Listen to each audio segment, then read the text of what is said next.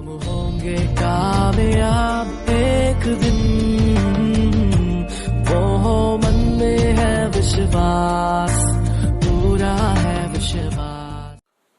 स्वागत है आप सभी का ऑनलाइन प्लेटफॉर्म दृष्टिकोण में। मैं मिथुन सिंह आप सभी का स्वागत करता हूं।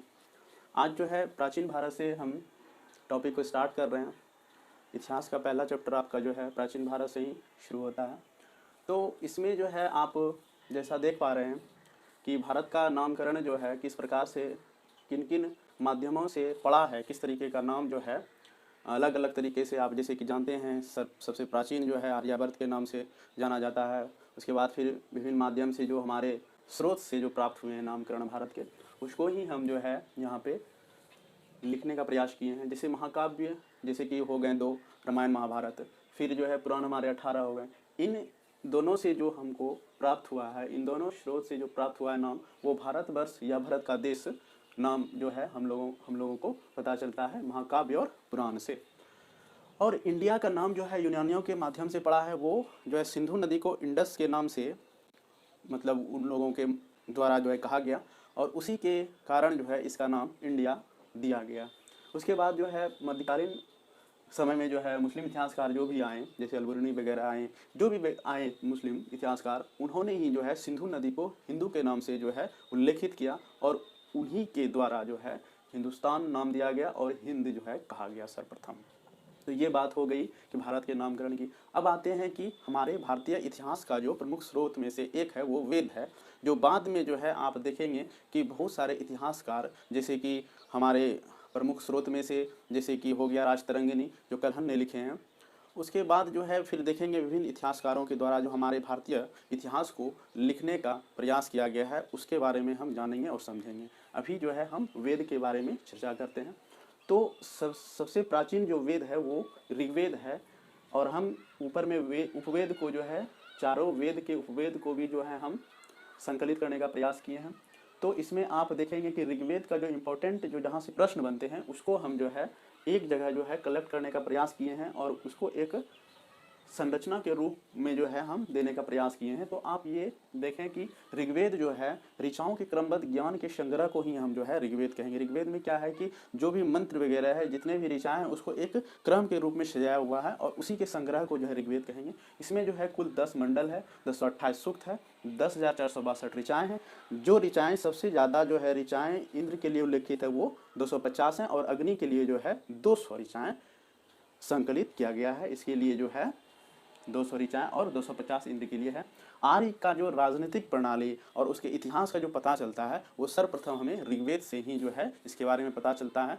जब हम सिंधु सभ्यता के बाद के चैप्टर को जब हम देखेंगे, वैदिक सभ्यता में जब जाएंगे, तो वहाँ पे जो है हम देखेंगे आर्यों के बारे में कि किस तरीके का उसका इतिहास है, किस तरह का राजनीतिक उसका जो है स्वरूप था। तो वहाँ पर हम उसे देखेंगे। इसे पढ़ने वाले को होत्री कहते हैं, यहाँ से प्रश्न बनते हैं। ये सारा जो है इंपॉर्टेंट हो जाता है, क्योंकि यहाँ से प्रश्न पूछे जाते हैं कि ऋग्वेद के पढ़ने वाले को क्या कहा जाता है, तो होत्री कहा जाता है, और ये सबसे प्राचीन वेद है, इसे जान लें। ऋग्वेद सबसे प्राचीन वेद, और सबसे बाद का वेद जो है वो आपका अथर्ववेद है। तो अब आते हैं यजुर्वेद पे। यजुर्वेद के उपवेद को जो है धनुर्वेद कहा जाता है, ठीक है। और ये सस्वर पाठ वाला वेद है, यानी कि इसे जो है स्वर के रूप में जो है दिया गया है, एक ढांचा जो है इसको तैयार किया गया है, कह सकते हैं यजुर्वेद को। और इसमें जो बलि, जो पशुओं की जो बलि पड़ती है, उसके लिए जो मंत्र का उच्चारण है उसका उल्लेख जो है आपको यजुर्वेद में मिलेगा। और ये दोनों तरीके के ऋचाओं में उपलब्ध है। गद्य के रूप में भी ऋचाएँ संकलित है, और फिर पद के रूप में भी ऋचाएँ संकलित है। इसलिए इसे गद्य और पद दोनों के रूप में जो है हम जानते हैं यजुर्वेद को। इसके पाठककर्ता को अथर्ववेद कहते हैं। अब आते हैं सामवेद में। सामवेद तो इसलिए बहुत ज़्यादा इंपॉर्टेंट हो जाता है थोड़ा सा, क्योंकि इसे भारतीय संगीत का जनक कहा जाता है। क्योंकि अलग अलग देश की अपनी अलग अलग जो है कि संगीत को लय या लयबद्ध करने का जो अपना अपना माध्यम होगा या तरीका होगा, जिसमें से हमारे देश में जो है सारे गामा पद निशा जो 7 स्वर है उसका संकलन जो है हमको कहाँ से प्राप्त होता है, सामवेद से। इसे गाई जाने वाले भी वेद कहते हैं। और इसके पाठककर्ता जो इसको जो है पढ़ते हैं, तो उसको क्या कहते हैं, उद्रात्री कहते हैं। उसे क्या कहते हैं, उद्रात्री। अब आते हैं अथर्ववेद में। अथर्ववेद जो है इसके उपवेद को क्या कहेंगे, शिल्पवेद, और सामवेद को क्या कहे थे, गंधर्ववेद, ठीक है। सामवेद को जो है गंधर्ववेद के रूप में और इसके उपवेद के रूप में हम जानते हैं, और अथर्ववेद के उपवेद को हम क्या कहेंगे, शिल्पवेद। इसमें जो है अथर्ववेद में जो है उल्लेख है वो रोग निवारण है, तंत्र मंत्र है, जादू टोना है, विवाह है, प्रेम है, स्तुति आदि सबका जो है इसमें उल्लेख मिलता है। इसमें सभा समिति को जो है क्या कहा गया है कि प्रजापति की 2 पुत्रियों के रूप में जो इसमें उल्लेख मिलता है, किसमें, आपका अथर्ववेद में। इसके बाद जो है इसमें सर्वप्रथम जो प्राप्त होता है, जहाँ यहाँ से प्रश्न बनते हैं, इसमें गोत्र शब्द का पहले बार जो है सर्वप्रथम प्रयोग इसी में प्राप्त होता है अथर्ववेद में। और इसमें जो है गन्ना और चांदी का भी उल्लेख जो है सबसे पहले अथर्ववेद में ही मिलता है। तो ये जो बातें हुई आज कि मतलब वेद में किन किन चीज़ों को जो है हम देखें कि मतलब क्या क्या चीज़ वेद से हम लोगों को स्रोत के माध्यम से पता चलता है। भारतीय इतिहास में जो है वेद का बहुत बड़ा योगदान है, क्योंकि सबसे पहले जो है वेद से ही हम लोगों को इतिहास के बारे में पता चलता है। बहुत बहुत धन्यवाद आप सभी का।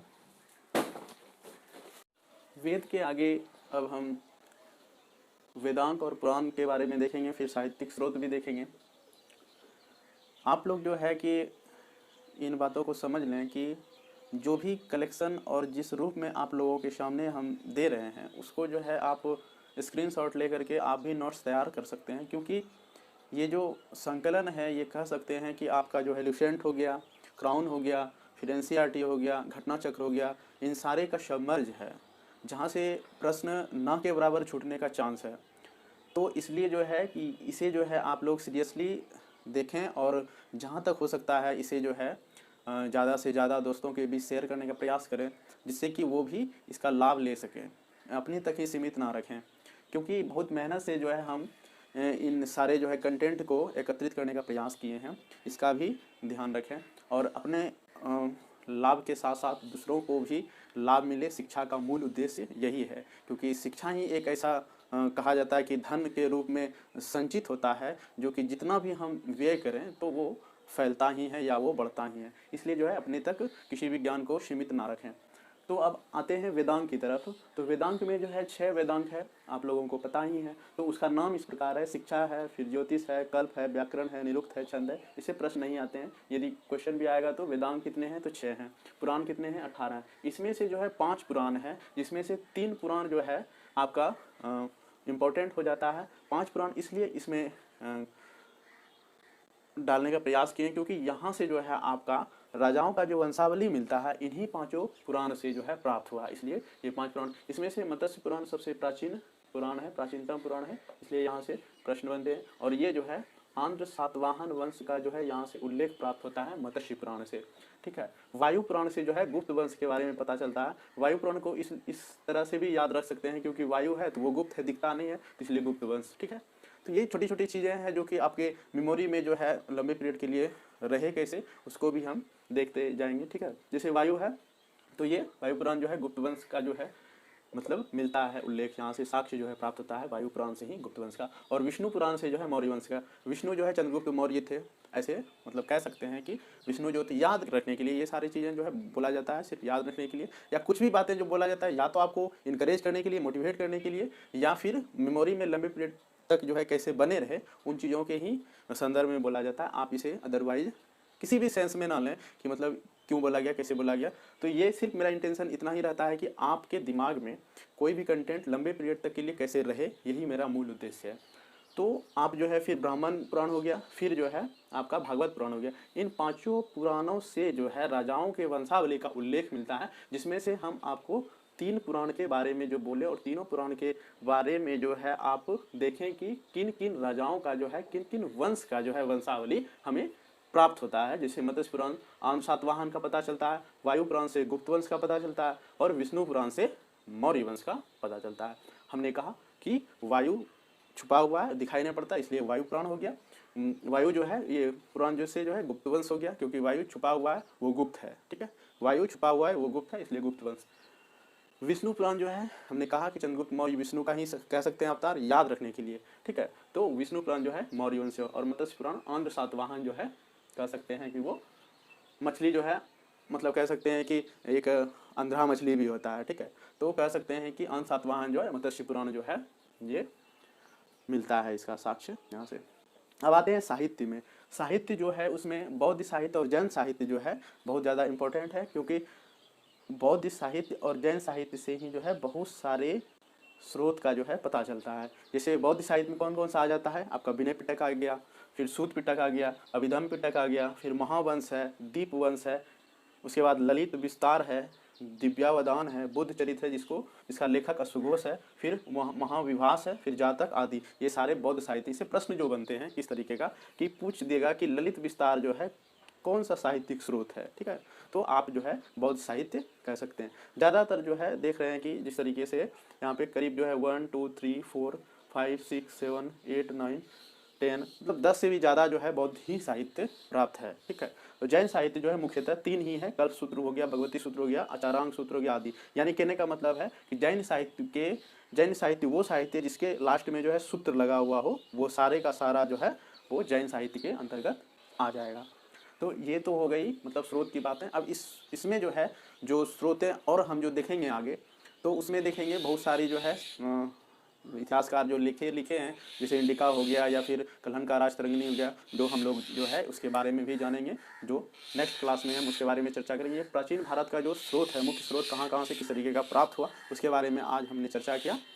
और आप लोग से यही कहना चाहेंगे अंत में कि आप जो है जो भी जैसे स्टार्टिंग है अभी क्लास, धीरे धीरे क्लास जो है और अपने लय में आएगा, तो इसलिए जो है आप ज़्यादा से ज़्यादा लोगों को जो है क्लास को शेयर करने का प्रयास करें, जिससे नए बच्चे जो हैं उसको बहुत चीज़ समझ में आएगी। क्योंकि हम भी जब स्टार्टिंग पीरियड में थे तो हमें भी बहुत सारी चीज़ें समझ में नहीं आती थी।